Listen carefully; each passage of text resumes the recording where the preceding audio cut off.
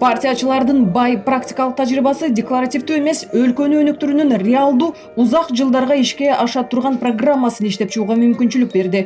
Бул программанын бет ачары Аземи алгачкы жолу Бир Бол саясий партиясынын августтагы съездинде болуп өткөн. Бул программада каралган сунуштар статистика менен бекемделип, өлкөнүн өзгөчөлүгү эске алынган. Программаны иштеп чыгууга ири окумуштуулар, коомдук ишмерлер жана эл аралык эксперттер тартылган.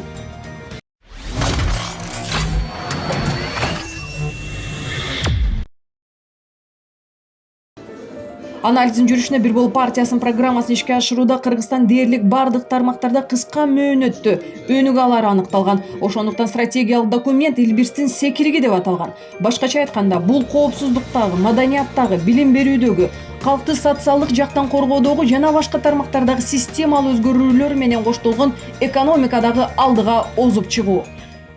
Вот стратегическая цель наша к 2050 году попасть в 50 стран мира по уровню жизни.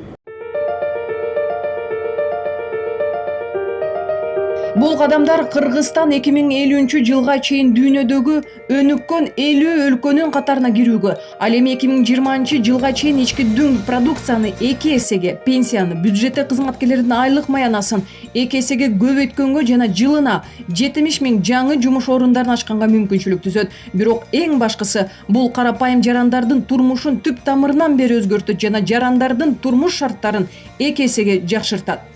Мамлекеттик кызмат канчалык аз болсо, чиновниктер да ошончолук азаят. Мам кызматчылардын саны 2 эсеге кыскартылса, жылына 10 миллиард сомду үнөмдөгөнгө мүмкүнчүлүк түзүлөт. Натыйжада Бир Бол партиясынын планы боюнча татыктуу айлык акы алышкан компетенттүү кызматчылардын чакан мамлекеттик аппараты калыптанат.